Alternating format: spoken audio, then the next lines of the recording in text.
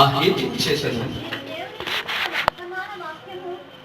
మీరు దేవుని గురించిన వర్తమాన వాక్యము మా వలన అంగీకరించినప్పుడు మనుష్యుల వాక్యమని ఎంచక అది నిజముగా ఉన్నట్టు దేవుని వాక్యము అని దానిని అంగీకరించి కనుక మేమును మానక దేవునికి కృతజ్ఞతాస్తుతులు చెల్లించుచు ఉన్నాము. హల్లెలూయా, హల్లెలూయా, హల్లెలూయా. సరే, నేను ఒక ప్రశ్నతోటి నేను మెసేజ్ స్టార్ట్ చేస్తాను. హల్లెలూయా. ఒక ప్రశ్న అడగాలని ఆశపడుతున్నాను. సిద్ధంగా ఉన్నారు అందరూ? ఆమేన్. హల్లెలూయా. నేను ఫతేషాపూర్లో ఒక ప్రశ్న అడిగినప్పుడు వాళ్ళు ఒక జవాబు చెప్పారు. ఒక సిస్టర్ ఒక జవాబు చెప్పింది.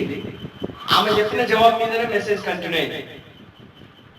ఇప్పుడు అదే ప్రశ్న మిమ్మల్ని అడుగుతాను, చూద్దాం మీలో ఎవరేమి మెసేజ్, మీరు ఏమి జవాబు చెప్తారో చూద్దాం.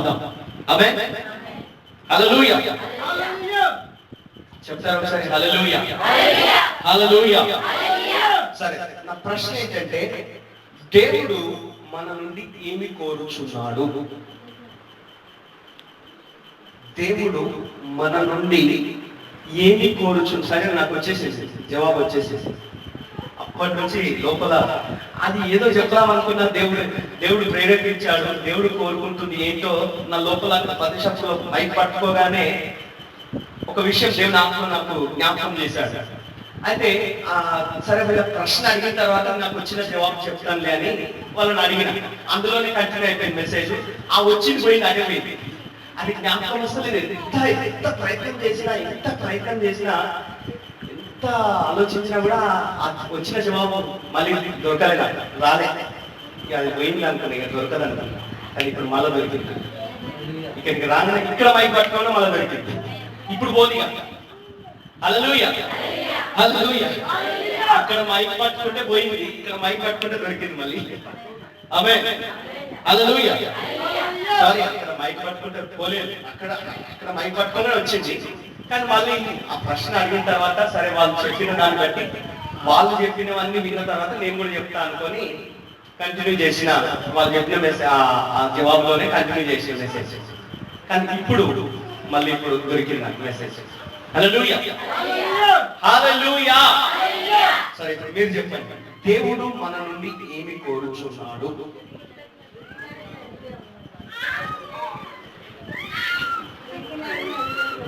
నాకు తెలుసు, ఫస్ట్ భూతం అదే చెప్తారో నాకు తెలుసు.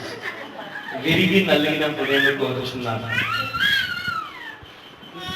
నువ్వు చెప్పిన జవాబు అట్లనే పెట్టు, అది లాస్ట్ చెప్తా. అదే కరెక్ట్ ఆన్సర్. అది విన్నోళ్ళకి మాత్రమే తెలుసు. హల్లెలూయా. సరే, ఇంకా ఎవరైనా దేవుడు ఏమి కోరుచున్నాడు మన నుండి? దీన మనసును కోరుచున్నాడు. Very good. ఇవన్నీ రాసుకోండి ఒకవేళ మీకు కావాలనుకుంటే, ఎందుకంటే వాళ్ళు చెప్పేది కరెక్ట్ జవాబే కాబట్టి తప్పేం కాదు. సో దేవుడు ఏం కోరుతున్నాడంటే, ఫస్ట్ ఏం చెప్పారు? గౌతమ చెప్పింది ఏంటి? విరిగి నలిగిన మనసు. తర్వాత ఇప్పుడు దీన మనస్సు. నెక్స్ట్ ఇంకా వెరీ గుడ్, యథార్థ హృదయం కోరుచున్నాడు. ఇంకా ఇంకా ఇంకా ఎవరన్నా యథార్థ హృదయం కోరుచున్నాడు. నెక్స్ట్ మీరు చెప్తేనే మెసేజ్ కంటిన్యూ అయిపోయింది. హల్లెలూయా, హల్లెలూయా, హల్లెలూయా.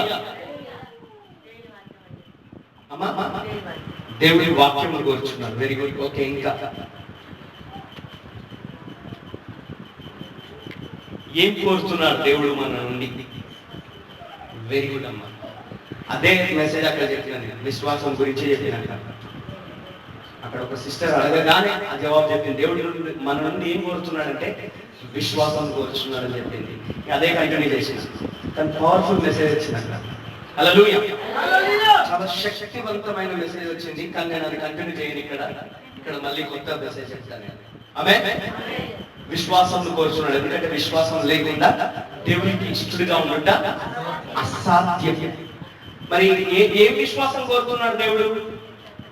దేవుని యొద్దకు వచ్చేవాడు ఆయన ఉన్నాడని, ఆయనను వెతికే వారికి ఫలము దయచేవాడని నమ్మవలెను కదా. పోనీ ఈ రెఫరెన్స్ ఎంతమందికి తెలుసు అన్నవారు చేస్తారు. ఈ రెఫరెన్స్ తెలుసు అన్నవారు దేవుని యొద్దకు, అదే దేవుని విశ్వాసం లేకుండా దేవునికి ఇష్టడైనది అసాధ్యము. ఆయన యొద్దకు వచ్చేవారు ఆయన ఉన్నాడని, ఆయన వెతికే వారికి ఫలం దయచేవాడని నమ్మవలెను కదా అని రెఫరెన్స్ తెలిసిన వారు చేస్తారు. మమ్మీ ఎత్తింది, కుమార్ ఎత్తాడు, ఇంకా ఒక్కరిద్దరేనా? ఒక్కరు, నలుగురు, తెలియదు కూడా వచ్చేస్తున్నారా? తెలియదు అన్న వారు చేస్తారు. ఆ రెఫరెన్స్ మాకు ఎక్కడో తెలియదు సార్, మీరు చెప్తే చెప్పండి దయచేసి అని అన్నవారు చేస్తారు. హల్లెలూయా. చాలా మంది తెలియని వారే ఉన్నారు. హెబ్రీ 11:6 నీకు కూడా తెలియదా బాబు?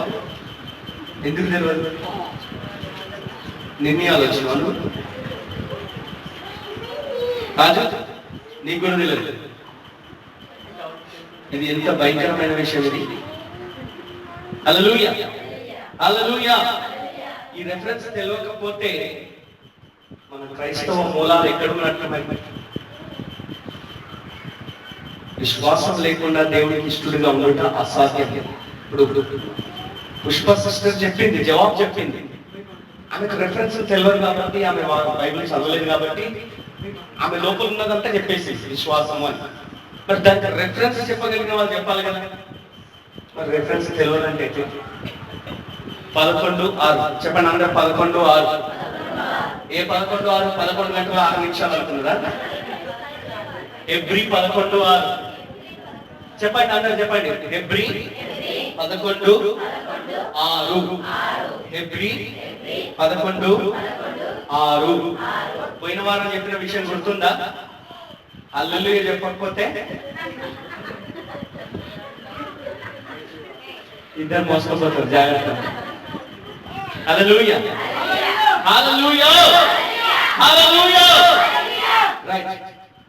అయితే దేవుని వద్దకు వచ్చేవాడు ఏం నమ్మాలంటే దేవుడు ఉన్నాడని నమ్మాలి, ఆయన వెతికితే ఫలం దయచేస్తాడని నమ్మాలి. బైబిల్ ఏం చెప్తుందంటే చాలా మంది కాదు, బుద్ధిహీనులు దేవుడు లేడని వారి హృదయంలో అనుకుంటారు.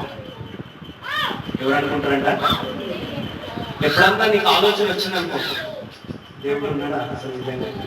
దేవుడికి నా బతికి ఇట్లెందుకుంది, నా పరిస్థితులు ఇట్లెందుకున్నాయి, ఇంత అధ్వానంగా, ఇంత కష్టంగా ఎందుకుంది నా జీవితం, దేవుడు ఉంటే ఇట్లెందుకుంటది అని ఒకవేళ మీకు ఎప్పుడైనా అనుమానం వస్తే, దేవుని ఉనికిని అనుమానించి ఉంటే, ఈరోజు మోకాళ్ళ నుండి దేవుని దగ్గర క్షమాపణ అడగండి. వాక్యం ఏమిటి తెలుసా? నరపుత్రుని జ్ఞాపకం చేసుకోవడానికి వాడు ఏ పాటి వాడు?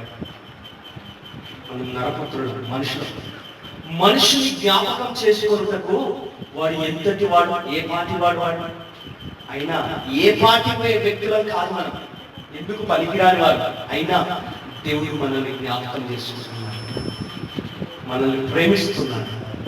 మరి మనమేమో మన పరిస్థితులు బాగలేనంత మాత్రాన ఆయన ఉండడో లేడో అని అనుమానపడుతుంటాం. ఆయన ఉన్నాడు. హల్లెలూయా, హల్లెలూయా. ఆయన సృష్టించిన నువ్వే, నువ్వెక్కడి నుంచి వచ్చావు అసలు? ఆయన లేకపోతే నువ్వెక్కడ? యోహాను 1:4 చదవండి. యోహాను 1:3-4 వచనాలు చదవండి. యోహాను సువార్త 1:3-4 వచనాలు. యోహాను సువార్త 1:3-4 వచనాలు. కలిగి ఉన్నది ఏదైనా సరే, నీ చుట్టూ ఏవైతే కలిగి ఉన్నావో నువ్వు అన్ని, ఆ కలిగి ఉన్నది ఏదైనా కానీ ఒకటి గుర్తుపెట్టుకో, ఆయన లేకుండా కలగలేదు ఇవన్నీ. హల్లెలూయా.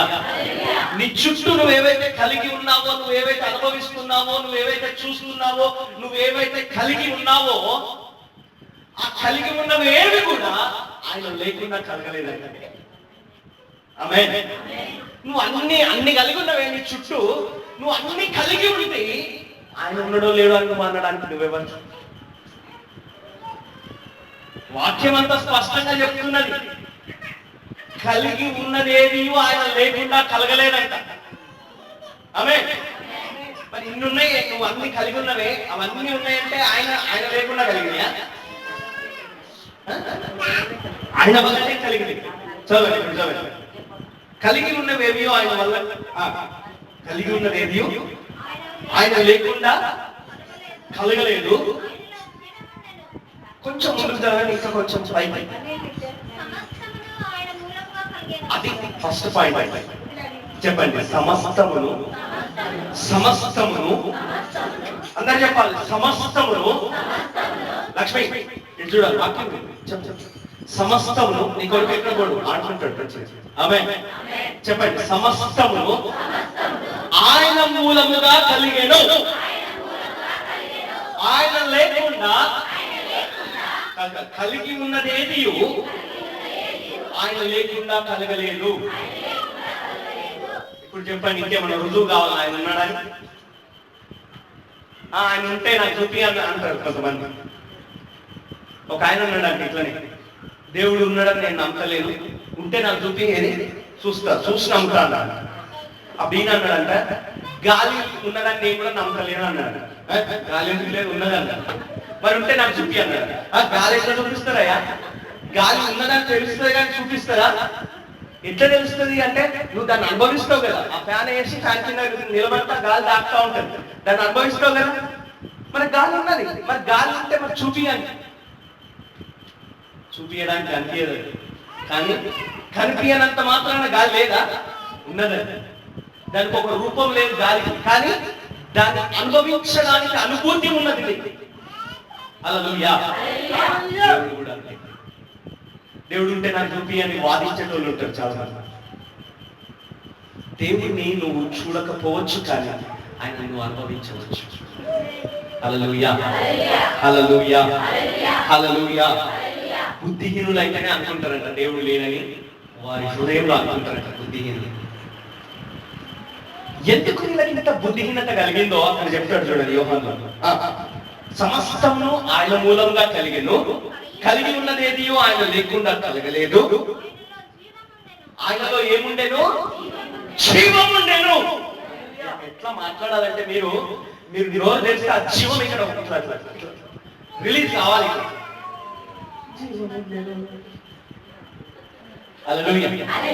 చెప్పండి, ఆయనలో ఏముండెను? గట్టిగా చెప్పాలి, జీవం ఉండెను. ఎట్లా అంటే జీవంతో పలకాలి.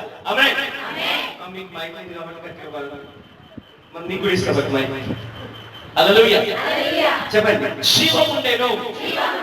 ఏముండెను? ఆయనలో ఏముండెను? జీవం ఉండెను. ఆ జీవము మనుష్యులకు వెలుగై ఉండెను. నీకు మనుషులందరికీ ఇప్పుడు వెలుగు ఎక్కడి నుంచి వచ్చింది అనుకున్నారు? ఆ జీవమే మనుషులకు వెలుగై ఉన్నది. హల్లెలూయా. ఏంటి ఇక్కడ భక్తుడు ఏం చెప్తున్నాడు? యోహాను భక్తుడు ఏం రాస్తున్నాడు ఇక్కడ అంటే, ఆ జీవము మనుషులకు వెలుగై ఉండేనంటే ఆయన పలికిన వెలుగే కదా ఇది. వెలుగు కలుగును గాక అని పలికాడు. హల్లెలూయా. ఆయన పలకనప్పుడు ఏమున్నది అక్కడ? అంతా చీకటి ఉన్నది, శూన్యం ఉన్నది, అగాధం ఉన్నది, ఏమీ లేదక్కడ. నిరాకారం, ఆకారం ఏమి లేదు. నీకు చూడటానికి అందుబాటులో ఏమీ లేదు అవకాశాలు. అలాంటి టైంలో ఆయన వెలుగు కలుగును గాక అని పలికాడు. ఆ వెలుగును నువ్వు ఇప్పుడు చూస్తున్నావు, ఆ వెలుగును అనుభవిస్తున్నావు. ఎందుకంటే ఆ జీవంతో ఆయన పలికిన మాటను బట్టి ఆ వెలుగు కలిగింది. హల్లెలూయా. ఆయనలో జీవం ఉండెను, ఆ జీవము మనుషులకు వెలుగై ఉండెను. అయితే ఒక ప్రాబ్లం ఉంది ఇక్కడ, చెప్తున్నాడు చూడండి. ఆ వెలుగు చీకటిలో ప్రకాశిస్తుందంట. ఎక్కడ ప్రకాశిస్తుందమ్మా వెలుగు? ఎక్కడ ప్రకాశిస్తుంది?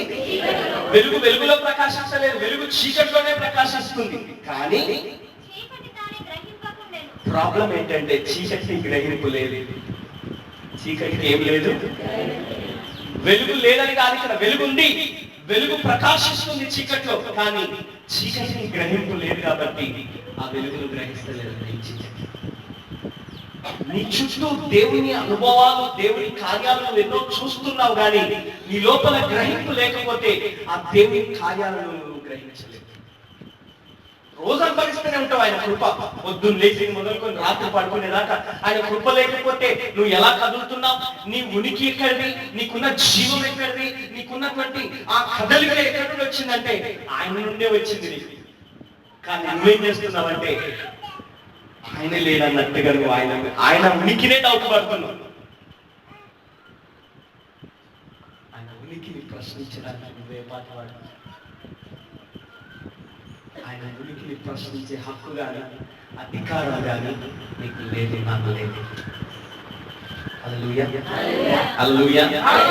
ఒకవేళ నీకు ఆయన ఉనికిని అనుమానించే పరిస్థితులు ఉన్నంత మాత్రాన, నీ పరిస్థితులు నీకు అనుకూలంగా లేనంత మాత్రాన ఆయన ఉనికినే నువ్వు ప్రశ్నించాల్సిన స్థితికి వెళ్ళిపోతావా?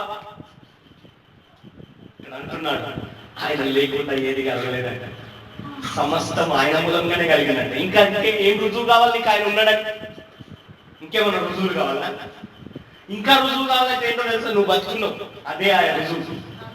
హల్లెలూయా, హల్లెలూయా, హల్లెలూయా, హల్లెలూయా, ఆమేన్. ఏమంటున్నాడంటే ఆ జీవము వెలుగై ఉండేది మనుషులకు, కానీ ఆ వెలుగు ప్రకాశిస్తుంది, కానీ చీకటి దాన్ని గ్రహింపకుండా ఉంది. ఆ చీకటి గ్రహించకుండా, వెలుగును గ్రహించకుండా ఉంది కాబట్టి ఆ వెలుగును వారు గుర్తించట్లేదు. అందుకనే ఆ గ్రహింపు లేని స్థితిని బట్టి వాళ్ళ లోపల బుద్ధిహీనత చోటు చేసుకొని, వారి హృదయాల్లో లోపల బుద్ధిహీనత చోటు చేసుకొని వాళ్ళు ఒక ఆలోచనకు వస్తారంట, ఏంటంటే దేవుడు లేడు అని.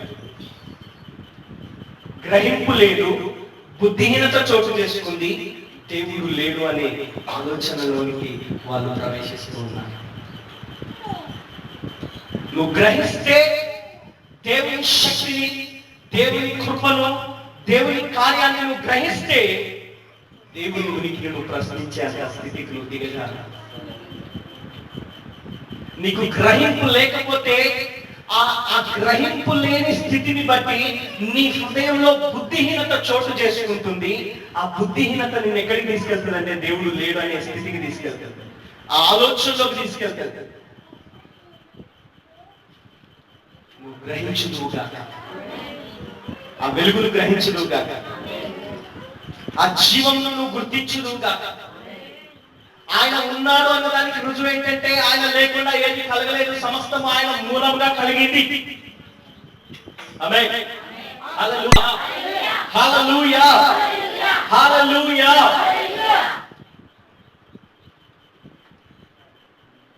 రుజువులు కావాలంటే మనోళ్ళకి ఫస్ట్ రుజువు ఏంటంటే సమస్తం ఆయన ఉంటాయని, ఆయన లేకుండా ఏది కలగలేదు. రెండవ రుజువు ఏంటంటే సమస్తము ఆయన వశంలో ఉన్నది. హల్లెలూయా. భూమి ఆకాశంలో యందు సమస్తము నీ వశములో ఉన్నది దేవా. భూమి ఆకాశములందున్న సమస్తము నీ వశమే, భూమి ఆకాశములందున్న సమస్తము నీ వశమే. హల్లెలూయా, హల్లెలూయా. చెప్పండి, భూమి ఆకాశము అందు ఉండు సమస్తము ఆయన వశంలో ఉన్నది. హల్లెలూయా, హల్లెలూయా. మీకు ఒక సంగతి తెలుసా? ఈ ఆకాశాన్ని అంటే ఆయన చాపలాగా చుట్టేస్తాడు. ఒకరోజు రాబోతుందంట భూమి ఏమన్నాడు తెలుసా? భూమి గతించును, ఆకాశం గతించును, కానీ నా మాటలు ఎన్నడూ గతించను. ఆమేన్. అంటే దాని అర్థం ఏంటంటే ఒక రోజు రాబోతుంది, ఈ భూమి గతించిపోతుంది, ఈ ఆకాశం గతించిపోతుంది. ఏం చేస్తాడంటే ఆకాశాన్ని చాపలాగా చుట్టేస్తాడు. నీకేమో ఈ ఆకాశం అమ్మ ఎంత వైశాల్యంతో ఉన్నటువంటి ఆకాశం కదా నీకు అనిపిస్తుంది, అది నీకు పెద్దది. ఆయన దృష్టికి ఒక సాప ఈ ఆకాశం, ఆ సాపం దృష్టి పడేసినట్టుగా చుట్టేస్తుంది. ఈ ఆకాశం గతించిపోతుంది, కొత్త ఆకాశం రాబోతుంది, కొత్త భూమి రాబోతుంది. హల్లెలూయా, హల్లెలూయా, హల్లెలూయా, హల్లెలూయా. అంటే దాని అర్థం ఏంటంటే భూమి ఆకాశంలో సమస్తం ఆయన వర్షంలో ఉన్నవాళ్ళు దానికి రుజువు అన్నమాట. ఆయన వర్షంలో ఉంది కాబట్టి ఈ ఒక రోజు వస్తుంది, ఈ భూమి గతించిపోయేటట్టుగా చేస్తారు. ఒక రోజు వస్తుంది, ఆకాశం గతించిపోతుంది. కొత్త భూమి, కొత్త ఆకాశాన్ని మళ్ళీ ఇంకొకటి తీసుకొస్తాడు ఆయన. ఎందుకంటే అవన్నీ ఎక్కడ ఉన్నాయి? ఆయన వశంలో ఉన్నాయి. హల్లెలూయా, హల్లెలూయా. ఇప్పుడున్న భూమి, ఇప్పుడున్న ఆకాశం గతించిపోయే ఒక కొత్త భూమి, కొత్త ఆకాశమే రాబోతుందంటే ఆయన వశంలో ఉన్నవన్నీ రుజువుగా అవన్నీ చూపిస్తున్నారు నీకు నాకైతే. ఆమేన్. మరి ఇంత వైశాల్యంగా ఉన్నటువంటి ఆకాశం ఆయన వశంలో ఉంటే నీ జీవితం ఆయన వశంలో లేదా? నీ పరిస్థితులు ఆయన వశంలో లేవా? హల్లెలూయా. మరి ఇంకా నీకు ఏం రుజువులు కావాలి? ఆయన ఉన్నాడని ఆయన ఉంటే ఎందుకుంది నా జీవితం అని నువ్వెందుకు ఆయనను ప్రశ్నిస్తున్నావు? ఆయన ఉనికిని ఎందుకు అనుమానిస్తున్నావు? యోబు అమ్మగారు ఉన్నారు బైబిల్. ఈ అమ్మగారు సుఖం అనుభవించినంతసేపు చక్కగా స్తోత్రం హల్లెలూయా పాడింది. తెల్లారేసరికి మొత్తం పరిస్థితి తలకిందులు అయిపోయింది. ఏమీ లేకుండా రోడ్డు మీద పడే పరిస్థితి వచ్చేసేసి, అన్ని ఉన్నప్పుడేమో హల్లెలూయా స్తుతి మహిమలు గట్టిగా పాడింది. ఏమీ లేకుండా రోడ్డు మీద పడే పరిస్థితి వచ్చేసరికి ఇంకా దేవుడు అంటవా? దేవుడా? దేవుడు ఎక్కడిది? దయ్యం ఎక్కడిది? దేవుడిని దూషించి సావరా అన్నట అని అయ్యగారికి సలహా ఇవ్వడం మొదలుపెట్టింది. హల్లెలూయా, హల్లెలూయా, హల్లెలూయా, హల్లెలూయా. అన్ని అనుభవించినప్పుడేమో స్తుతించింది. ప్రతికూలత రాగానే, కష్టం రాగానే దేవుడిని దూషించే స్థాయికి దిగజారు.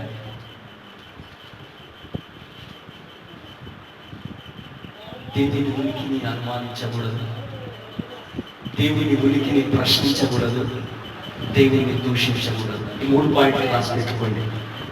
హల్లెలూయా చెప్పండి. దేవుని ఉనికిని అనుమానించకూడదు, దేవుని ఉనికిని ప్రశ్నించకూడదు, మూడవది దేవుని దూషించకూడదు. హల్లెలూయా, హల్లెలూయా. బుద్ధిహీనులైతే వాళ్ళ హృదయంలో డౌట్ తెచ్చుకుంటారు, దేవుడు లేడు అని. ఒక నిర్ణయానికి వచ్చేస్తారు, డిసైడ్ అయిపోతారు దేవుడు లేడు అని. దేవుడు లేడు అని చెప్పడానికి వాటి అంత ఆలోచన ఎక్కడి నుంచి వచ్చిందంటే వారి బుద్ధిహీనతను బట్టే వచ్చిందంట.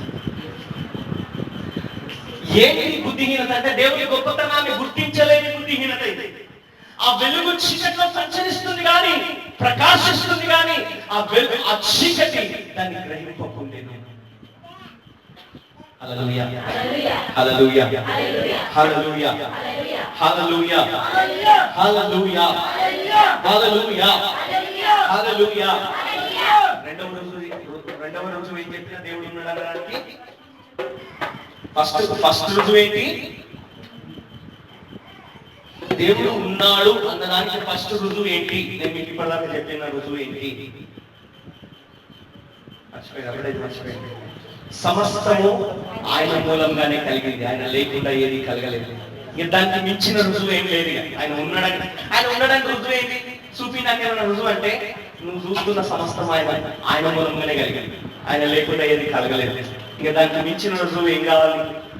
ఇంకా కావాలంటే ఒకవేళ రుజువు సమస్తమైన వశంలో, భూమి ఆకాశముల యందు ఉండు సమస్తము ఆయన వశములో ఉన్నది.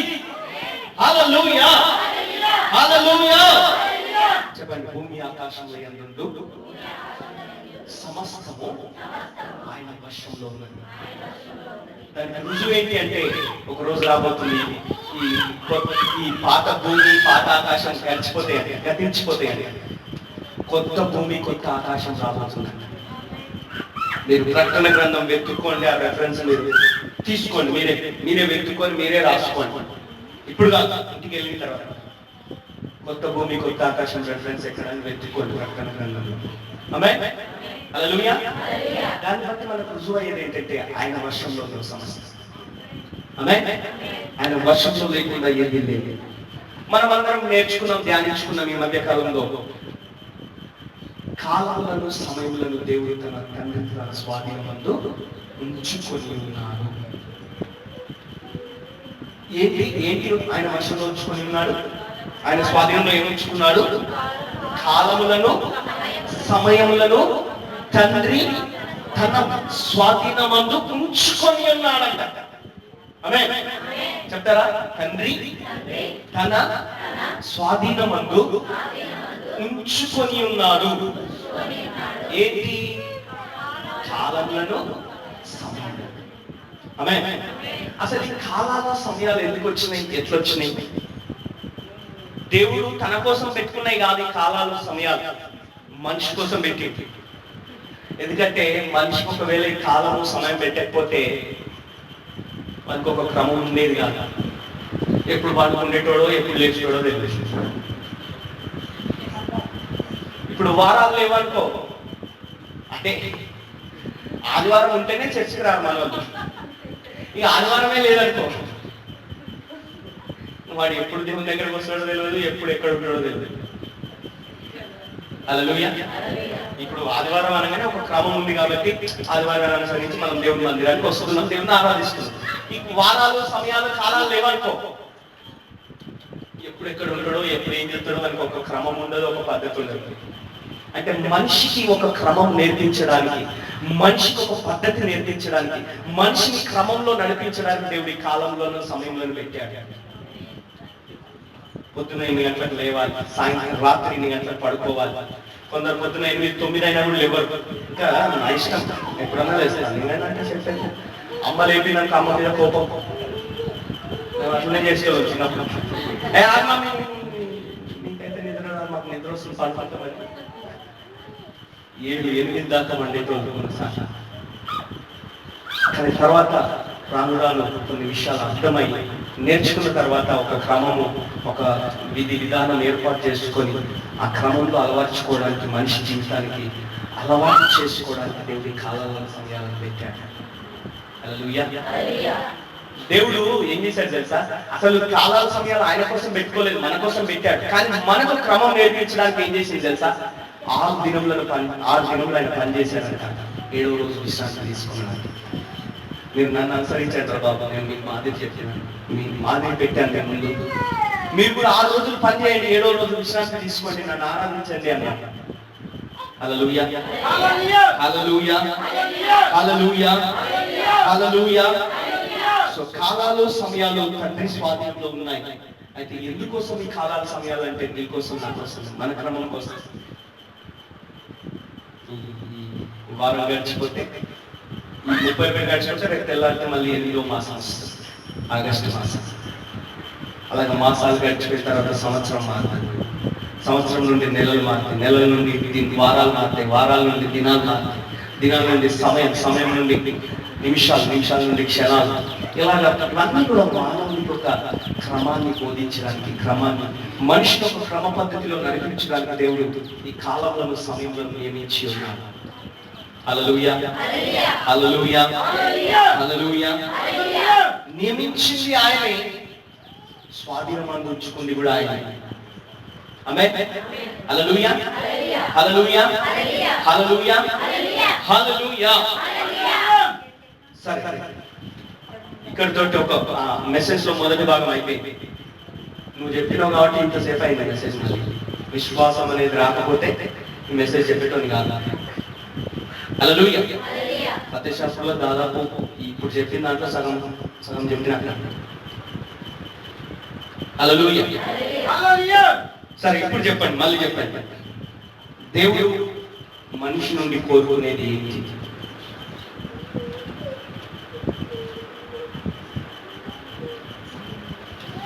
పుష్ప చెప్పింది విశ్వాసం అంట.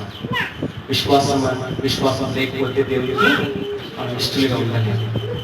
ఏంటి విశ్వాసం? ఏం విశ్వాసం ఉంచాలంటే ఆయన యొద్దకు వచ్చేవాడు ఆయన ఉన్నాడని నమ్మాలి. మొట్టమొదట నీకు ఉండాల్సింది ఏంటంటే ఆయన ఉన్నాడు, బయట ఆయన ఉనికి ఉన్నది.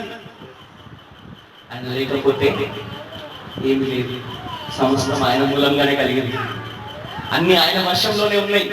కాలాలు, సమయాలు కూడా ఆయన వశంలో, స్వాధీనంలో పెట్టుకున్నాడు. ఆమేన్. హల్లెలూయా. హల్లెలూయా. హల్లెలూయా. ఒక సీక్వెన్స్, అంటే ఒక క్రమ పద్ధతిలో మెసేజ్ మీకు అర్థమైందని నేను గ్రహిస్తున్నాను. దేవుడు ఉన్నాడు అని నమ్మాలి అని చెప్పుకున్నాం కదా. దేవుడు ఉన్నాడు అని నమ్మటానికి నీకు ఆధారాలు ఏంటి అంటే 3 విషయాలు చెప్పాను నేను. మొట్టమొదట సమస్తం ఆయన మూలంగా కలిగింది, ఆయన లేకుండా ఏది కలగలేదు. దానికి మించిన రుజువు లేదు ఆయన ఉన్నాడని చెప్పడానికి. రెండవది సమస్తం ఆయన వశంలో ఉన్నది. ఆమేన్. మూడవది కాలాల సమయాలు కూడా ఆయన వశంలోనే ఉన్నాయి. ఆయన స్వాధీనమందు ఉంచుకున్నాడు తండ్రి. ఆమేన్. హల్లెలూయా, హల్లెలూయా, హల్లెలూయా.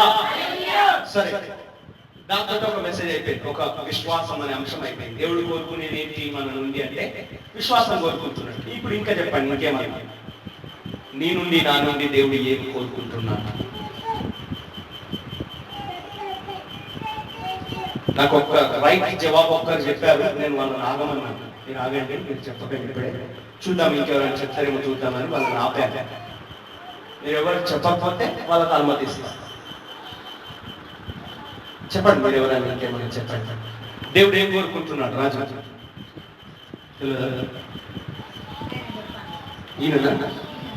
ఈయన శ్రీమంతుడు. అలా బాబు భూతమ్మ నిన్ను కోరుకుంటుంది. చెప్తున్నా ఆయన. అది నువ్వెందుకు చూసినావు? మరి అది నువ్వెట్లా చూసినావు? కదా సరే, వాస్తవమే, అందరూ ప్రార్థన చేస్తుంటే ఆయన కళ్ళు కలిసి వాస్తవమే. మరి అది నువ్వెట్లా చూసినావు? నువ్వెందుకు ప్రార్థనలు ఉండలే? మరి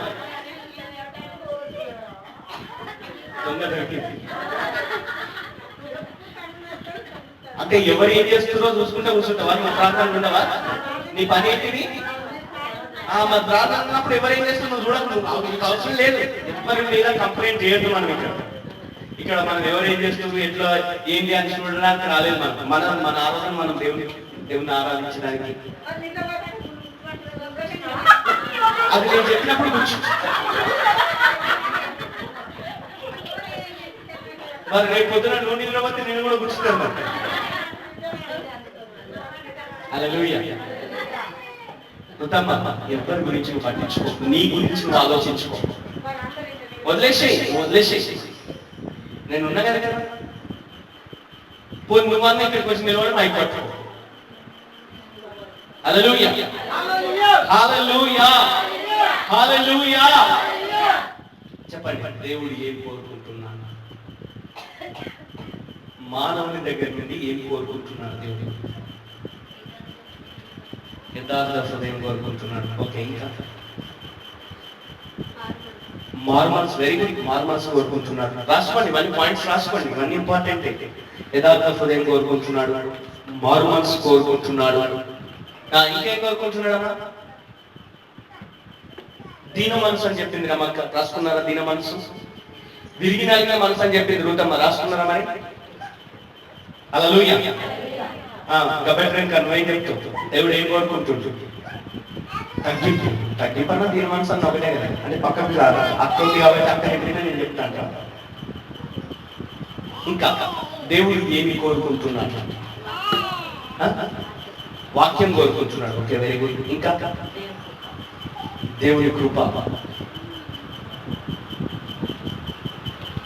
హల్లెలూయా. సరే, చెప్పు.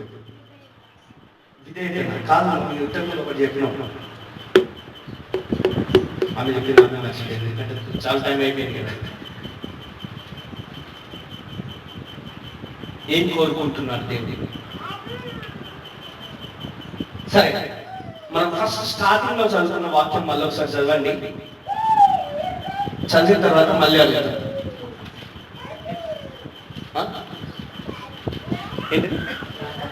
చెప్పు రాజు. ఏమో చెప్పినావు కదా, చెప్పు. మళ్ళీ ఇట్లా అమ్మ వద్దు చెప్పిండు. మళ్ళా చెప్పు పోయి నువ్వు ఏం చెప్పినావు చెప్పు. మళ్ళీ ఏం పర్వాలేదు చెప్పు, తప్పైనా పర్లేదు చెప్పు, ఏం కాదు చెప్పు. ఆయన వెతికే వారిని కోరుకుంటున్నాడు. ఒక వెరీ గుడ్. ఇంకా సరే, వాక్యం కొలస్సీ 2:13.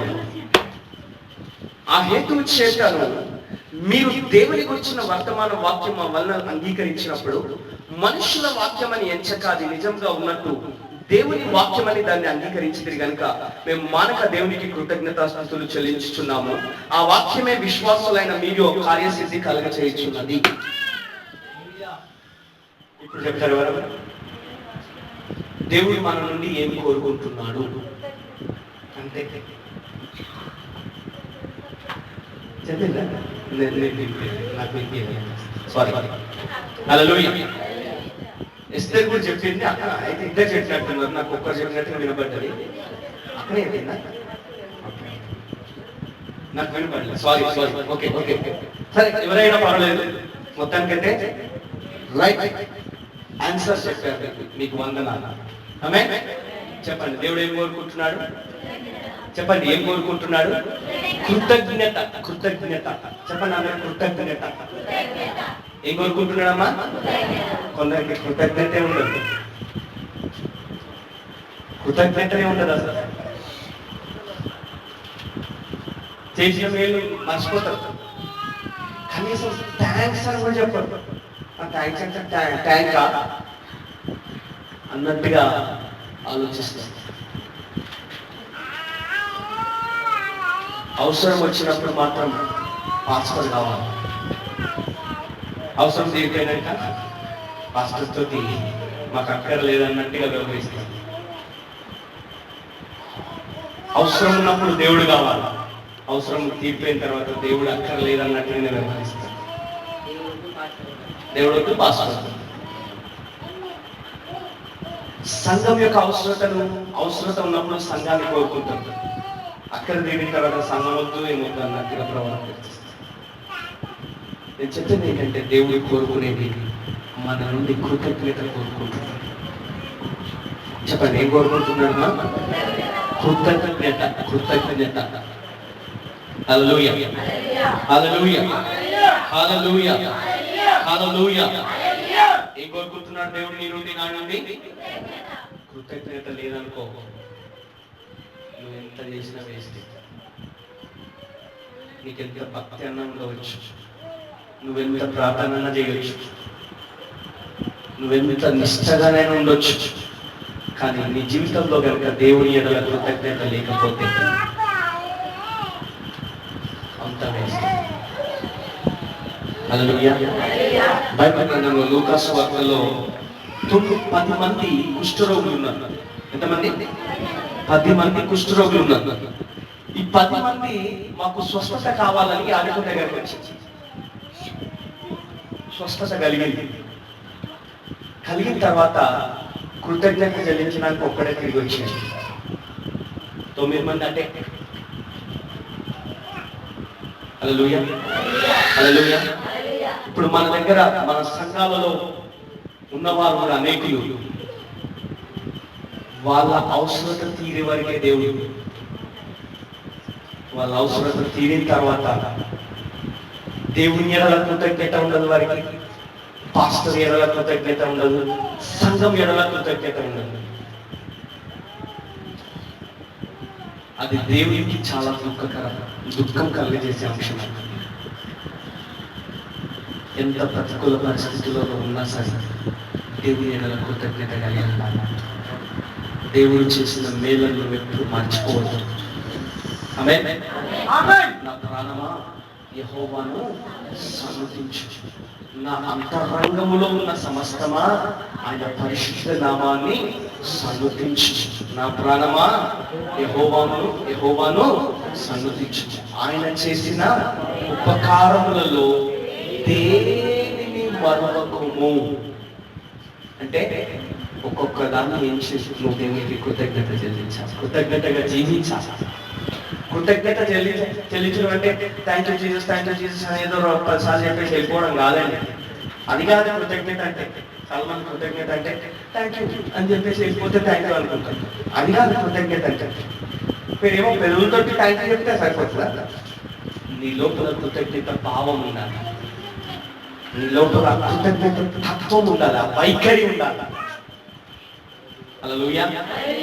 థ్యాంక్ యూ అంటే కృతజ్ఞత అన్నది ఏదో ఒక మాటతోటి ఒడిసిపోయేది కాదు, థ్యాంక్ యూ తోటి అయిపోయేది కాదు. కృతజ్ఞత అంటే దాన్ని వ్యక్తపరచాలి, నీ మాటల్లో వ్యక్తపరచాలి, నీ క్రియల్లో వ్యక్తపరచాలి, నీ జీవితంలో దాన్ని వ్యక్తపరచాలి. దేవుని ఎడల కృతజ్ఞత కలిగి ఉండాలి. హల్లెలూయా, హల్లెలూయా, హల్లెలూయా, హల్లెలూయా. చెప్పండి, దేవుడు ఏం కోరుకుంటున్నాడు మన నుండి? కృతజ్ఞత కోరుకుంటున్నాడు. మరి మనం ఆలోచన చేద్దాం. రెండు విషయాలు చెప్పాను ఈరోజు.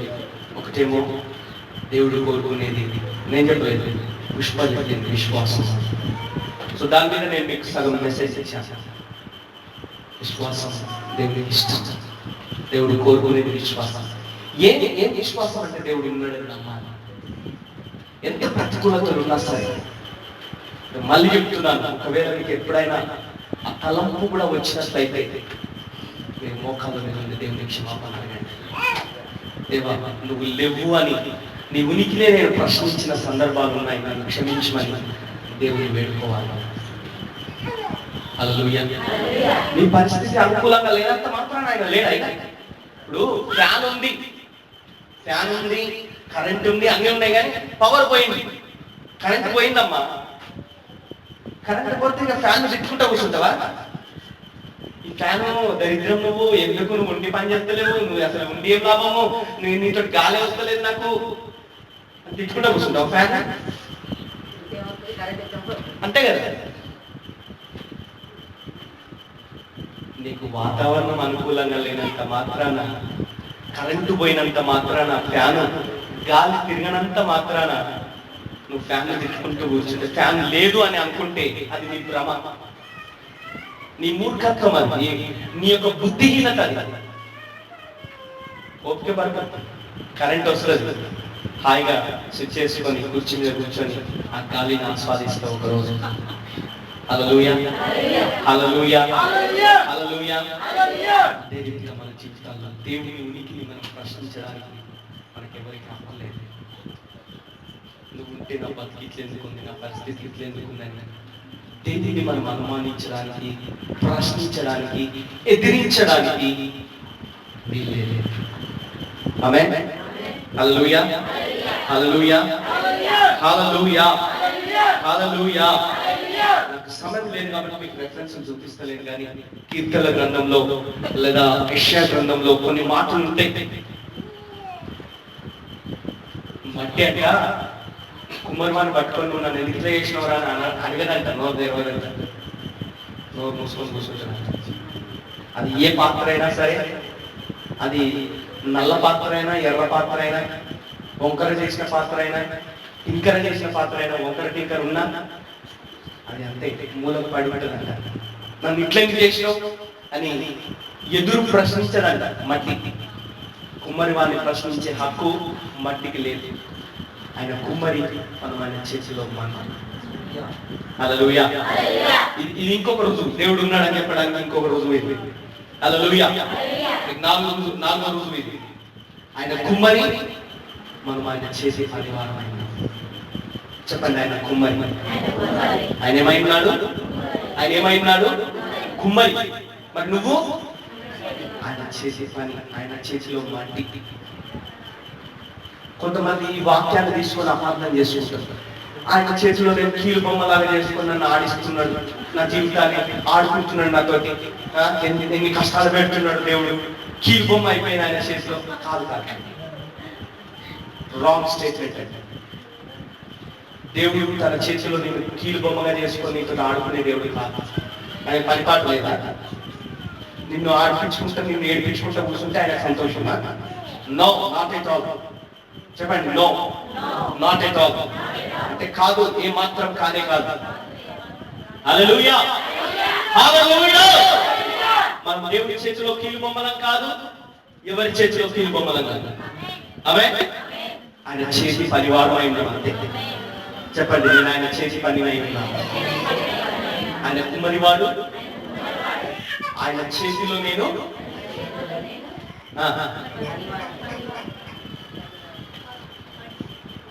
మన్మై ఉన్నాను. సిగ్గనిపిస్తుందా మనం చెప్పడానికి? ఆయన చేతిలో మన్నే కదా. దేవుడు ఆదాము చేసింది కూడా మట్టితోటేనండి. మా డాడీ పాట రాసింది కూడా అదేనండి.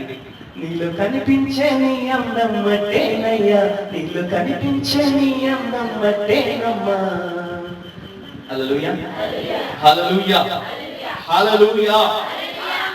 ఇదంతా కూడా తాత్కాలికమే. ఈ జీవితము, ఈ జీవితం విషయాలు, ఈ వ్యవహారాలు అన్నీ కొంతకాలం తాత్కాలికం. శాశ్వతమైన ఆయన ఒక్కడే. హల్లెలూయా. ఆయన మాట ఒక్కటే శాశ్వతమైనది. ఆయన వాక్యం ఒకటే శాశ్వతమైనది. ఆయన సన్నిధి మాత్రమే శాశ్వతమైనది. హల్లెలూయా, హల్లెలూయా, హల్లెలూయా, హల్లెలూయా. ఆయనే శాశ్వతమైనవాడు. ఆయన ఆది నుండి ఉన్నవాడు. ఆయన ఆదియు అంతమై ఉన్నవాడు. ఆయన ఆల్ఫా ఒమేగా అయి ఉన్నాడు. ఆమేన్. హల్లెలూయా, హల్లెలూయా. ఆయనను ఎవరు ప్రారంభించలేదు, ఆయనను ఎవరు ముగించారు. ఆయన ఉనికిని ఎవరు స్టార్ట్ చేయలేదు. ఆయన స్వయంగా ఉన్నవాడు. దేవుడు అంటే స్వయంభవుడు. చెప్పండి, స్వయంభవుడు. స్వయంభవుడు అంటే స్వయంగా ఉన్నవాడు, స్వతహాగా ఉన్నవాడు. ఎవరు కలుగ చేసినే కలిగిన దేవుడు కాదు ఆయన. చుట్టూ ఉన్న వాళ్ళంతా కలుగ చేసుకుంటారు, కానీ మనల్ని కలిగజేసిన వాడు, మనం కలిగజేసిన వాడు కాదు. హల్లెలూయా, హల్లెలూయా.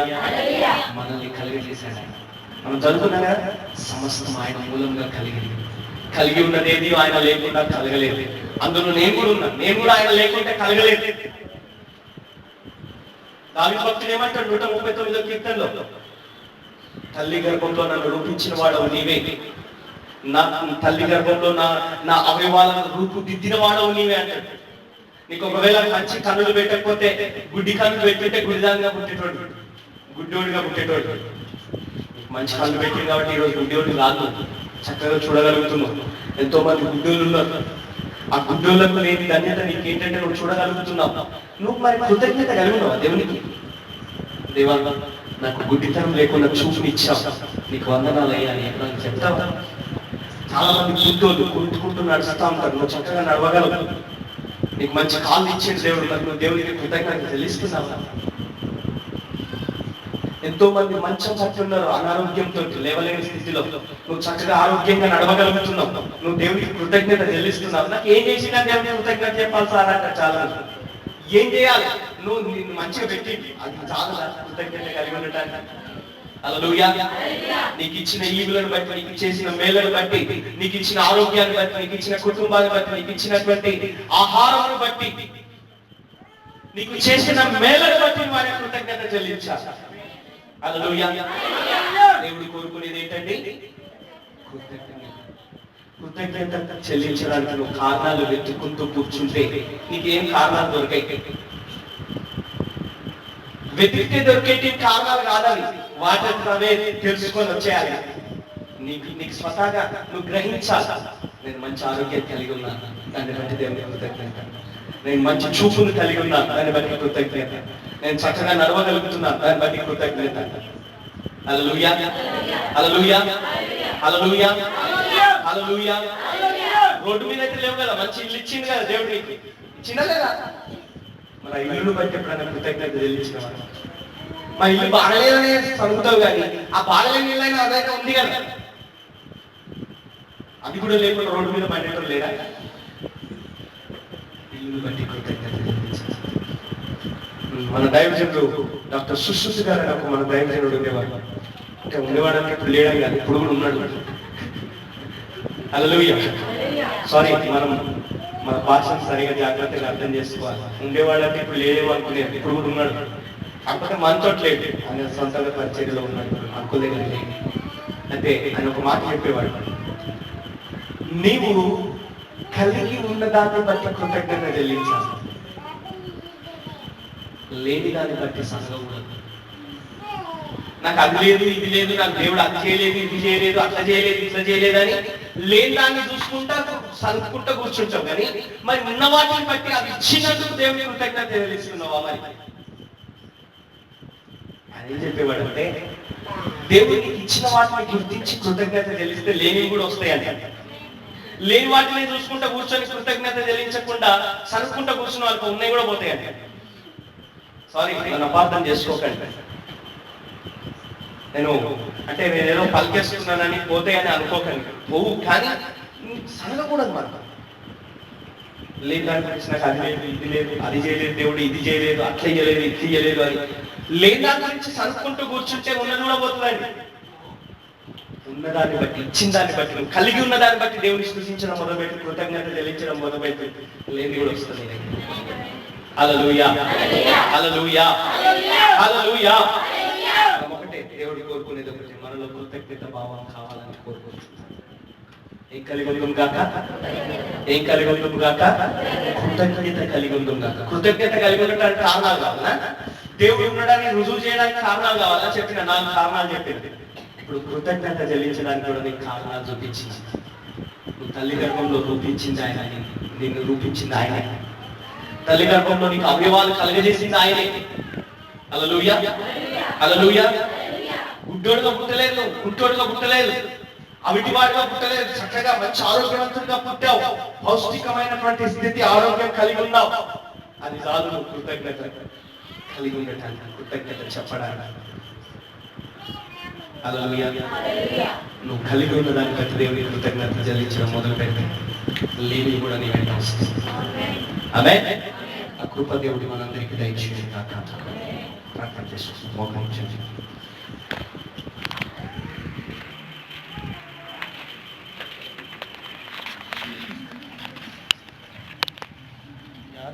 పోగొట్టే